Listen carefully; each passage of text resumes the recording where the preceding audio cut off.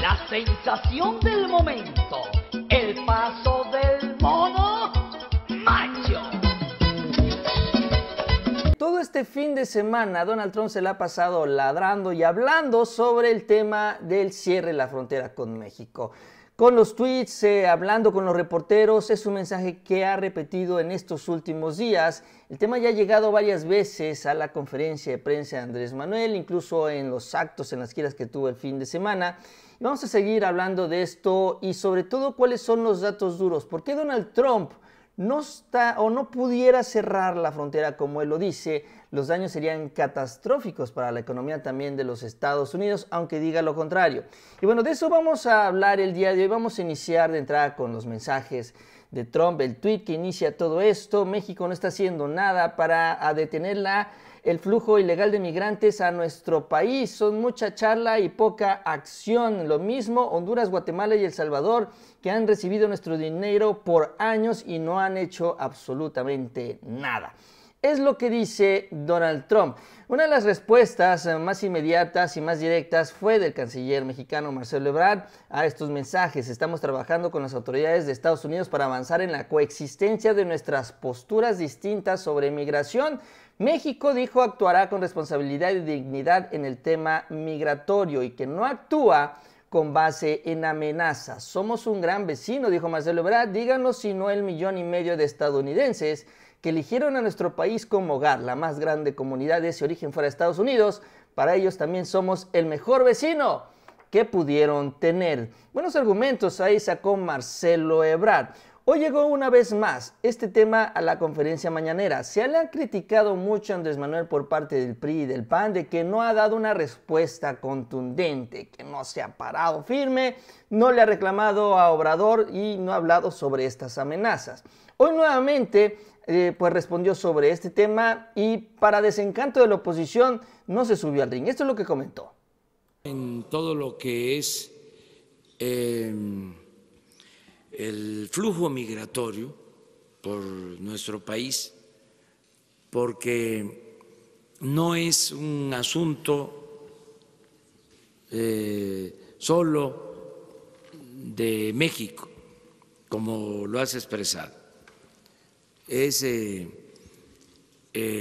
una migración que viene de Centroamérica, de otros países, porque no se están atendiendo las causas. Es decir, la gente no tiene oportunidades de trabajo, hay pobreza, hay inseguridad, hay violencia. La gente se echa a andar, emigra por necesidad y por violencia. Entonces hay que atender las causas. Nosotros estamos promoviendo el que haya cooperación para el desarrollo y que los mexicanos puedan trabajar en sus comunidades de origen y lo mismo nuestros hermanos centroamericanos. Ese es nuestro plan. Presidente, pero por ejemplo, si se llega el momento de cerrar la frontera, el problema se ampliaría al empresariado, por ejemplo. Pero no, no quiero adelantar vísperas. Perfecto. O sea, decirles que estamos ayudando, no vamos a confrontarnos con el gobierno de Estados Unidos. Ya me lo recomendaron mis asesores internacionalistas en Poza Rica. Le pregunté a la gente si querían que contestáramos cuando se hace mención de México y me dijeron que no. Y fue así unánime. Me pidieron que fuésemos prudentes y yo creo que eso es lo mejor, tener una política de amistad con el gobierno de Estados Unidos. una relación de buena vecindad con el gobierno de Estados Unidos y actuar con mucha prudencia, no engancharnos en una confrontación, en un pleito. Y informar, eso sí, a todos los ciudadanos. Estamos ayudando. Es un problema que se origina, insisto, por la falta de oportunidades. En el caso nuestro, se debe de saber que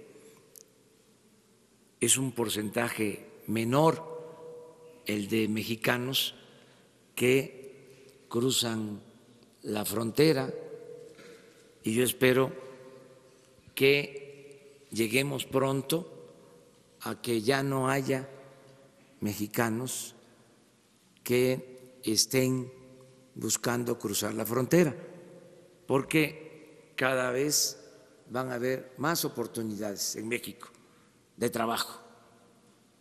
Ese es el sueño que quiero convertir en realidad. Por eso todos los proyectos que se están llevando a cabo. Actualmente, esto debe saberse, del número total de deportados, 0. Pronto. Claro, tenemos que ayudar porque por nuestro territorio pasan migrantes centroamericanos y tenemos que ordenar esa migración que sea legal y al mismo tiempo que se protejan derechos humanos. Entonces, en eso estamos, pero serenos, o sea, tranquilos, sin aspavientos y con mucha prudencia, con mucha responsabilidad. Gracias. Presidente, ¿se prepara el gobierno para un eventual cierre de frontera o no hay nada? Contesto eso, es adelantar vísperas. Pero está la amenaza. Es que entraríamos en esta dinámica y yo prefiero no lo toman en serio esta el amenaza. amor y paz. Tan lo tomo en serio que debemos de actuar con prudencia. En cuanto a la segunda pregunta. Televisión. ¿Miedo, Jorge Ramos? ¿Estás acusando a Obrador y Ebrard de ser cobardes? Porque finalmente es esto. Tienes mi respeto y amistad, querido Jorge, pero pido el mismo respeto para el gobierno mexicano, cuyas posturas están basadas en la Constitución y un firme rechazo al imperialismo. Y también señala que al final, si va a ser por una cuestión de derechos humanos, por la cual hay que intervenir y censurar a un país y un presidente, bueno, pues hay que empezar por Arabia Saudita, por los otros países de Medio Oriente y claro, por Estados Unidos, que son expertos en violar derechos humanos. Ahí están los niños migrantes finalmente. O sea, si va, finalmente es esto, ¿no? Jorge Ramos también, sin embargo, siguió insistiendo en sus ataques, en su pejefobia contra López Obrador por el tema de Venezuela y Maduro. Si López Obrador gana la elección en parte por sus denuncias a las violaciones a los derechos humanos que durante 89 años realizaron PRI y PAN en México, es mucho esperar que también salga a la defensa de los derechos humanos en otros países del continente. Hablando de Venezuela, obviamente, es pregunta. Nada que ver una cosa con la otra, pero si se dan cuenta, el chiste es joder. El chiste es fregar a López Obrador y señalar que tiene miedo y que debería intervenir en asuntos venezolanos, en asuntos que realmente a México no les corresponde. Y no se le ha sido el único, Jorge Ramos, también otro ha sido México-americano, como León Krause, que ahorita despacha, tiene algún programa de noticias ahí en Miami. También lo mismo, saca su pejefobia. Bueno, él es un viejo pejefóbico, ¿no? Original pejefóbico, pero aún así sucede lo mismo, ¿no? O sea, intentan obligar al gobierno mexicano a intervenir en asuntos que no nos corresponde. ¿Qué notable sería un gobierno latinoamericano de izquierda que, más allá de comprensibles afinidades ideológicas, fuera capaz de decir basta y denunciar con firmeza y claridad los atropellos del régimen venezolano. ¿Qué lección moral extraordinaria daría ese gobierno? Se vale soñar, obviamente haciendo referencia al gobierno de López Obrador, ¿no? Ahora van a pararlas y si no lo hacen vamos a cerrar la frontera. Aunque sus comentarios probablemente tienen objetivos políticos o electorales rumbo a las elecciones del 2020, la amenaza pone en riesgo el flujo comercial entre ambos países, dijo Gabriela Siller, economista en jefe de Banco Base. Si el magnate cumple sus amenazas, también está en riesgo el crecimiento económico de Estados Unidos, que ya ha dado señales de desaceleración. Y miren nada más qué representa para ellos. México es el primer destino de las exportaciones de 4 estados en ese país: Texas, California, Arizona y Nuevo México, los 4 estados fronterizos, los cuales en conjunto representan el 25% del PIB de los Estados Unidos. Una cuarta parte de los ingresos que recibe el país o la productividad del país depende de esos estados. No quiero estar únicamente con los mismos. Yo estoy en paz con todo el mundo, entonces puedo hacer negocios con todo el mundo. ¿Por qué me vas a prohibir llevarme con un país? Vean, es que es un dictador. Tu país de Estados Unidos le tiene cerrados los tratados comerciales. Le dice a todos, no se lleven con él. Pero Obrador está diciendo, yo no voy a ser partícipe de lo que fue partícipe gobiernos pasados del PRI, del PAN y gobiernos de otros países. México quiere tener amistad con todo el mundo. México quiere tener respeto a la soberanía de otros países, incluyendo también que respeten nuestra soberanía, nuestras decisiones. Realmente es un tema importante. Obrador está poniendo la pauta para decir, aquí se hace lo que México quiere, no lo que otro país nos desea imponer. Aquí nosotros le damos la bienvenida a quien quiera trabajar, a quien quiera invertir, a quien quiera beneficiar a nuestro país. No vamos a cerrarle la puerta a otros. Sí, por los intereses.